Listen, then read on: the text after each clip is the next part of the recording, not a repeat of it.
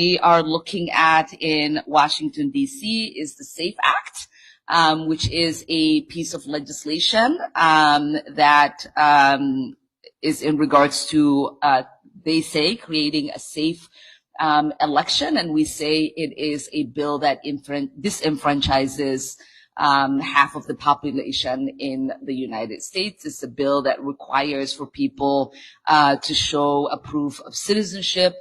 We know that majority of married women who have changed their names, who might not have access to their original birth certificates and all the documents that they need in time to be able to vote on any of the primaries that are happening in the next few weeks, few months, or the November election, will be disenfranchised. So Democrats are voting no, and when it passed out of the House, I did vote no in that bill, on that bill as well. Representative Robbins, let's start with you. How broad was the fraud that was perpetrated in Minnesota?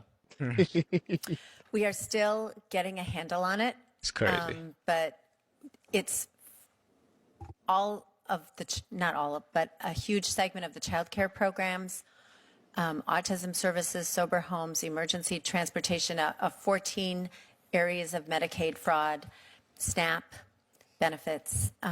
We are still, I would say, getting whistleblower reports, uncovering new vectors of fraud. We just discovered the adult day services and the assisted living. Those haven't been counted in the total so far. So I believe it's much broader than we currently know, and we will continue to expose it. Is there any chance the elected Democrats in charge of the state were unaware of the fraud? No. There have been credible whistleblower allegations, press reports, and Office of Legislative Auditor reports for many years. Mr. Hoke, I want to thank you for your citizen journalism and your hard work, accountability here. I will say I watched the video that you did with rapt attention. It was profoundly effective. It was also, by the way, an indictment of all of the so-called journalists on the national level, because none of them could be bothered to actually go and investigate. I want to ask you the same questions I asked Representative Robbins. Number one, how broad do you believe the evidence shows the fraud in Minnesota was? It's easily in excess of $30 billion when you take everything into account. You've got all of these NGOs, you've got nonprofits, you've got county money, you've got city money, you've got CCAP money, you've got another thing called Great Start. So there are all these piles of money that factor into the fraud. I don't know that anybody can ever determine an exact number, but I kept telling the U.S. attorney when he came out, I said, you got to get your number up, you got to get your number up, and he did. He kept ratcheting up the number, and I kept saying, you got to be at least at $30 billion. Stop scrolling. This story is picking up serious hits. Reports are circulating that Ilhan Omar could be facing renewed scrutiny as leadership changes inside the U.S. Department of Justice sparked fresh questions about her past allegations. Now, nothing has been proven and no official charges has been confirmed, but the timing of this attention is raising eyebrows across both political sides. Supporters are calling it political targeting. Critics say it's long overdue accountability. So what's going on here, and why is it suddenly back in the spotlight? Stay with me because the details might surprise you. Welcome back to my channel. Thanks for sticking with us. If you're new here, do let us know where you're watching us from. Hit that subscribe button, turn on your notifications so you never miss a video.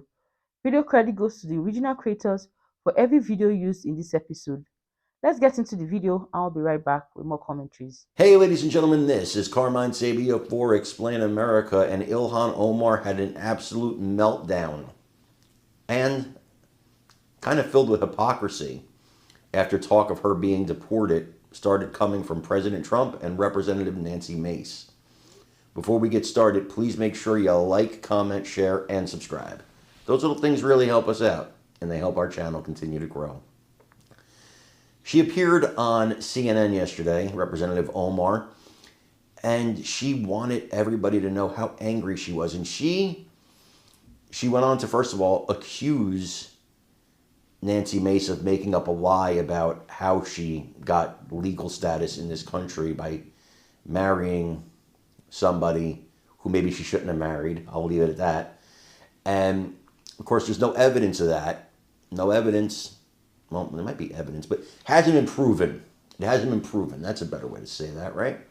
So it hasn't been proven, and Nancy Mace wants her deported. She said if she committed this crime, if she's not in this country, if she lied on her immigration forms, if she lied on her citizenship application, she doesn't belong in Congress, she doesn't belong in this country, deport her. Well, Omar had a meltdown about this, but the hypocrisy part comes in where she talks about, you know, that Trump and Mace have put her life and other Democrats' lives in danger by the rhetoric, they say, by calling her an enemy of the state. This is a woman who routinely uses words like fascist and another word to describe people from the 1930s and 40s Germany who were on the side of their evil leader that I can't say here. But this is what she does on a regular basis. Authoritarian, they're going to take your rights away. She says that in the same breath she says these words can bring about violence. Well, what about your words, Representative Omar? What about your words, you hypocrite? I want you guys to watch this and let me know what you think in the comments. And directed at Omar. We're not even showing you all of them. At one point, she called for her to be deported, despite the fact that Omar is a U.S. citizen. Omar responded, calling her crazy, unwell, and saying that she's in need of therapy. My source tonight is Minnesota Democrat Congresswoman Ilhan Omar, and it's great to have you here. I mean, we'll talk about the Nancy Mace of all of this in a moment, but on that resolution that passed today, a lot of your House colleagues, the Democrats, voted yes on this. Why did you vote no?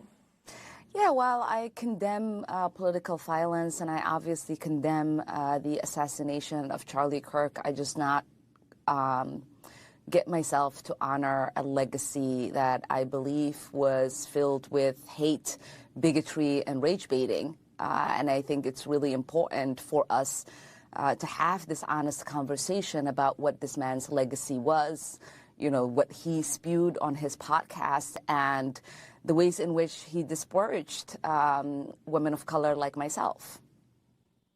Your colleague, another Democrat, Jamie Raskin, voted yes on this resolution. He basically said, even if he didn't agree with every phrase in it, that he viewed it as a moment for both parties to come together. Do you think he's wrong in that? Well, the moment should exist, but what we have seen this week in regards to what my Republican colleagues have decided to do in their attacks targeting me and what the president has decided to do, these are people who are calling basically for our assassination of us. Nancy Mace, as you just referenced, called me the enemy of the state. And so these are not people who are interested in bringing us together. They're not interested in, turning the volume down. They're not interested in finding common ground. And even the Republicans who voted out of their obligation to the Constitution and doing the right thing in making sure that I didn't get censured for words I did not actually say, they are being under attack right now. They're being threatened. A call for their resignation is out there, and some of them are actually frightened for their lives from their own base. And so, you know, when we say we want a country that's united, it starts with all of us and all of our actions, and we're not seeing that on the other side of the aisle right now. Yeah, and to be clear on Mace, she didn't literally call for your assassination, but you're saying because of all of the comments, I mean, we just showed the dozens of tweets directed at you, that... Thank you. When did you give notice? And I just want to make sure you did not see any detainees. No, we gave notice 8 days ago. We got confirmation yesterday that we were going to be allowed in, and the last detainee was taken out at 11:30 a.m., 30 minutes before we were set to arrive. What about the children who were released in T-shirts on Wednesday? And we also did ask, how many people came through today. which is why it felt convenient that no one was there. They said 10 when we first got there, and 10 were gone. And then they said there were another 5. And so I circled back and I said, can we go and see the 5 that are here, because we have privacy release forms? And they said, no, we cannot permit you to go into the cell to see the detainees. And I said, well, we don't need to go into the cell. We can, put the forms, slide them in, and then we can look through the glass and see what their conditions look like. And then they oohed and ahed for a little bit, and then conveniently, as they were taking us towards the cell, someone said, there's not a single person left, and they took us into an empty cell. So it's just the timeline and the stories seem very convenient for what they really were working very hard for us not to see and witness. But thank you all. At the end of the day, this situation is still developing, and facts matter. No matter where you stand politically, it's important to separate verified information from speculation as this story unfolds. What do you think? Routine investigation or something bigger? Drop your thoughts below, and don't forget to like, share, and subscribe for more real-time updates. If you value conversations that go deeper than headlines, hit that like button, subscribe if you haven't already, turn on your notifications so you never miss future discussions. This channel exists because of you, and conversations like this matter because you engage. Thank you for watching. Stay informed, stay compassionate, and most importantly, stay active in the dialogue. I'll see you in the next one. Bye-bye.